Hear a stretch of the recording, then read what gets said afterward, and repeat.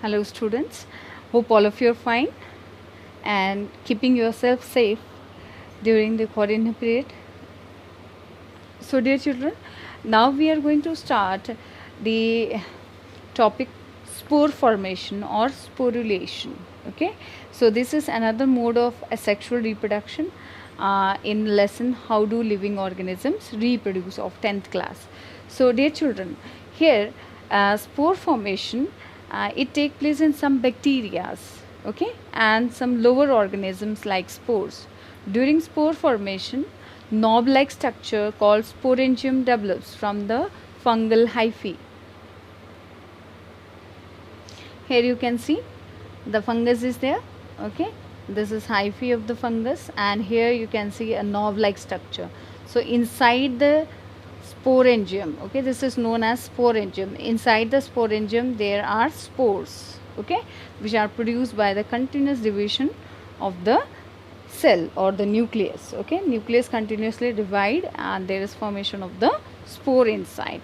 Okay, so this fungal hyphae which bear a structure, knob like structure, which is called sporangium, okay, this bears the spores inside, okay, and eventually it develops into the new individuals. Spores are covered by thick wall and that protect them until they come in contact with the moist surface of substratum and can begin to grow.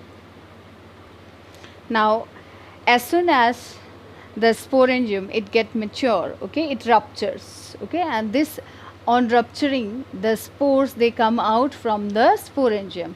This process of the release of the spore from the sporangium is called sporulation. Okay, now see, the process of spore formation has very so many benefits. ठीक है, बहुत सारे फ़ायदे बताते हैं. And so many times the question is asked that what is the advantage of reproducing through spores. ठीक है, तो let me tell you the advantage of reproduction through the spore. First is that the spores they have outer covering which is protective in nature, so that protects the spores from the harsh climatic condition. If it is not suitable, the spores will not germinate. Okay, second point is spores are very light. Okay, so due to their light weight they can be dispersed. Okay, they can be dispersed to distant places. Okay, that means the spore it can be transported through the wind or water to the distant places. Okay, they can move to the far away places and they can get the suitable environment. Okay, now and they can reach the different habitat also. Fine. So these are the two important aspects of advantages of reproducing through the spore formation. Okay, now next we will discuss about the fragmentation. So here you can see Spirogyra. Okay, this is an algae you have discussed and you have studied it in your 9th class. Okay, in Thallophyta. Spirogyra, it is multicellular simple plant. Okay, now what happens in the fragmentation? So basically it take place in Spirogyra or the simple multicellular plants. Okay, during this process filament of Spirogyra simply break up into small pieces upon maturation. So you can see here there are different septums. Okay, if you see carefully there is demarcation between the different septums. Okay, so these septum when they get mature, okay, on maturation they get separated from the parent plant body. Okay, and these fragments which get separated from the parent body they develop into the new hyphae or the new plant, that is the filament. Okay, filamentous algae, that is the Spirogyra. Okay, now how the process that occur under favorable condition, okay, of moisture, temperature, light and nutrient availability. So when it take place, so this particular process require favorable condition, okay, and moisture should be there, okay, temperature should be appropriate, light and nutrients availability should be there, okay. So these favor the process of fragmentation. Now what is the difference between the fragmentation and regeneration? Okay, see here, fragmentation it can take place naturally, okay, on maturation, okay, when the filament, okay, it get mature, the septum that are present in this case, okay, so when they get mature they separate, okay, and they automatically naturally they grow into the new individuals or new plant filament or algal filaments, okay. But in case of regeneration, what happens, accidental cut or the intentional cut of the body of the organism is necessary. When accidentally the body get cut, then that is the alternative method, but here it is the way of reproduction, okay. So this is about the fragmentation, okay. So regeneration, what happens, regeneration can be an alternative method, it cannot be the only way of reproduction, okay.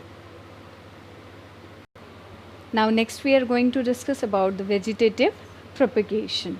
So vegetative propagation, it is the simplest method of reproduction in some higher plants, in which new plant is produced from any vegetative part of the plant such as root, stem, leaf, etc. So vegetative reproduction, it deals with production of the new plant, okay.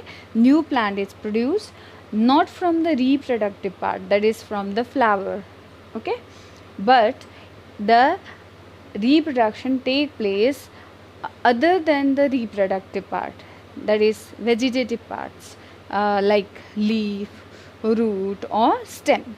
So one of the example of vegetative propagation is through the leaf of bryophyllum. So you might have seen these bird-like structures, they grow, okay, they are present at the margin, okay, of the bryophyllum, okay. So these are the birds, okay. These birds are produced at the margin of the bryophyllum, and these leaf birds, okay, when they get mature or they come in contact with the soil, the development of root take place, okay. When the leaf get detached from the parent plant, okay, it fall on the ground. So these birds, they germinate, okay, they give rise to the root, okay, and this grow into the separate sapling or the plantlets, okay. So here the bryophyllum, okay, in a local language we say pathar chatta, okay. So this bryophyllum, it shows the vegetative reproduction through the leaf, okay. Now next example we can see in case of the sugar cane, okay. Sugar cane, you might have seen the nodes and internode, okay. In them also what happened, the where the portion of the sugar cane which has node and internode, if you cut and implant it in the soil, then it will give rise to the new plant. Similarly, you can see the reproduction through the stem of the potato. So potato is a stem, you can see, okay. There are depressions in case of the potato, okay. These are also known as eye और आँख बोलते हैं इसको, ठीक है. सो vegetative propagation में क्या होता है, ये जो पोटैटो है, the number of I it is having, okay. For example, you can count 1 2 3 4 and 5. If you cut the potato in such a manner that you make out 5 pieces from one potato, then 5 pieces will give rise to 5 plants.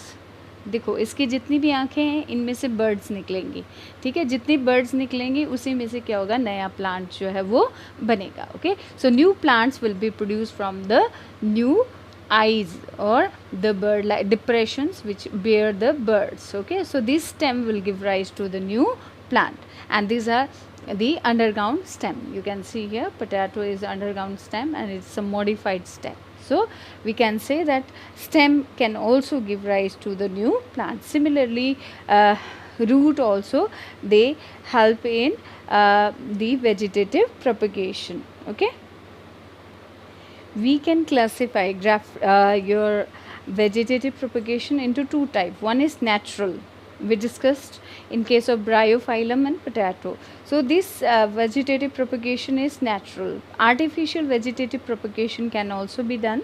Okay, so you can see here in the picture, here you have a stem cutting with the bud planted in the soil. Okay, here you have, okay, one bud is here, then stem cutting is here. Next we have a stem cutting developed, okay, root and the shoot. Root and shoot are developed, fine. Next is a new plant is formed here. So this particular portion is removed, okay. And cutting method, by cutting method what we are doing, a stem is there, we are taking a stem, mature stem we are taking, and we are putting it in the soil. okay, जैसे हमने रोज़ की cutting ले ली, ठीक है, cutting ले लेते हैं, mature जो स्टेम होती है उसकी कटिंग लेंगे, उसको क्या करेंगे, उसमें बर्ड होना चाहिए, ठीक है. तो that particular, that means node and internode should be there. So that particular cutting, when we keep in the soil, what will happen, after some time the cutting, the stem will develop the root portion as well as the shoot portion. Okay, so it will grow into a new plant. Okay, so this is the cutting. Now next we have is layering method. Okay, in layering what happens, we take a plant, okay, and we bend the plant, or for example in case of the marigold, when the stem gets longer, okay, what we can do, we can keep the stem under the soil. Okay, one of the portion of the stem that can be kept under the soil by covering the portion of that particular stem, and after some times when we leave the stem for some time, that is about 1 week, you'll see that there is development of root. ठीक है, किसी भी, जैसे मान लो गेंदे का जो फूल होता है उसकी स्टेम जब झुक जाती है, तो अगर उसको मिट्टी के साथ में कांटेक्ट में लाते हो, आप उसको मिट्टी से कवर कर देते हो, तो लगभग 1 हफ्ते के बाद में आप देखोगे कि तो उसमें क्या हो जाता है, रूट का डेवलपमेंट हो जाता है. ठीक है, तो उस पार्टिकुलर पोर्शन को आप कट कर लो, you can cut that particular portion and you can plant it somewhere else. Okay, so that is the layering method. Here you can see plant of chameli where the layering is shown. Here see the stem is bent. ठीक है, ज़मीन के तरफ जो stem आ रही है उसको bend कर दिया, उसको क्या कर दिया, we have covered with the soil, soil से कवर कर दिया, तो क्या हो गया, धीरे धीरे उसमें से जो रूट है वो डेवलप हो जाती है. तो हम क्या करेंगे, कुछ टाइम के बाद में इस पोर्शन से हम इसको क्या कर देंगे, कट कर देंगे, तो ये नए प्लांटलेट जो है वो ग्रो हो जाएंगे. यहाँ से हम कट कर देंगे तो 2 हमें नए प्लांट जो है वो पुराने प्लांट से मिल जाएंगे. So this is the layering method. Now next method is grafting. Okay, so in this case what is done is that we take 2 plants, okay, and we want a third variety. Fine. So in that case what we are doing, we want a stalk, that means a rooted portion of the plant. For example, we have the white rose and red rose, and we want a pink rose. Okay, so what we are doing, we are taking the rooted portion of the red rose. Okay, this is the graft, and the other portion, that is we want to mix the white rose, so we have taken the portion of the white rose, that is the upper portion. So here this upper portion which we are going to attach with it is the scion. Okay, so scion portion and the stalk portions are taken. That means this is the other plant, a cutting from other plant, and this is a cutting from the other plant. So 2 different plants, they are grafted together.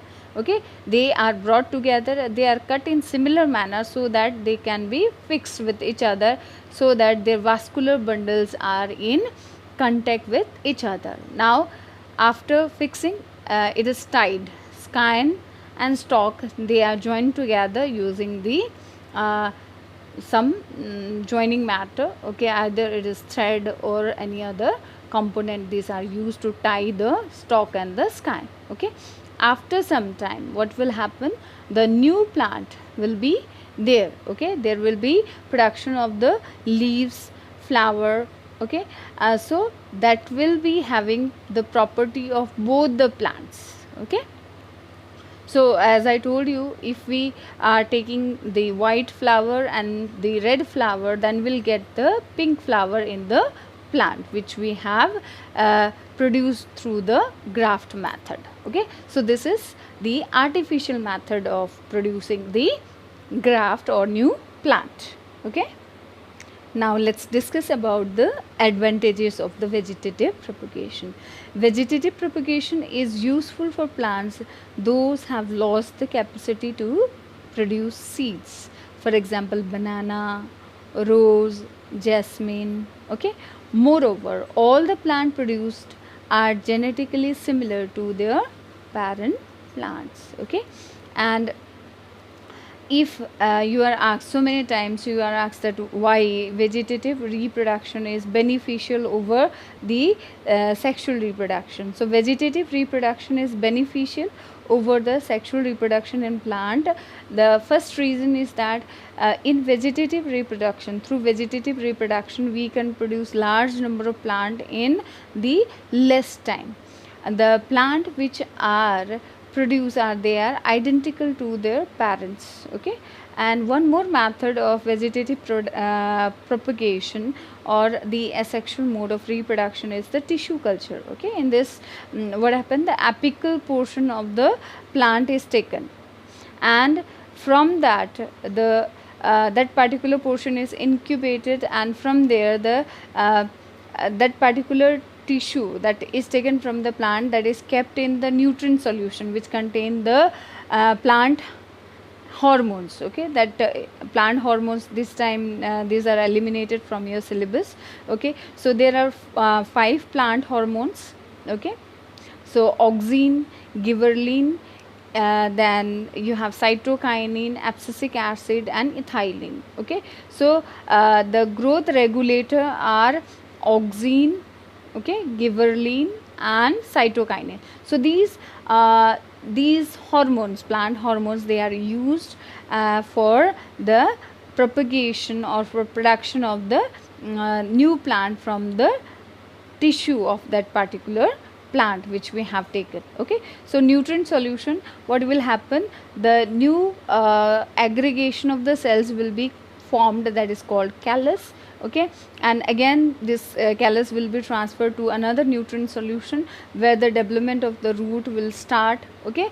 And soon we will transfer it to the other nutrient medium where the leaf like structure will also start developing, and this will lead to the formation of the new plantlets. So within a short span of time, new plants can be produced. And if any plant, desirable plant, if we have one plant that is diseased, okay, for example, and that plant is very having, that plant is having nutritional value, okay, that is producing, giving rise to the qualitative product, and we want the same plant. So how it can be produced, that is through the vegetative propagation, that is through the tissue culture we can produce the new plant which is disease free, okay. In meristematic tissue, the growing tissues, there is no disease, okay. So that particular disease free portion is taken, and from there the disease free plant can be produced, and it is a cheap method, okay.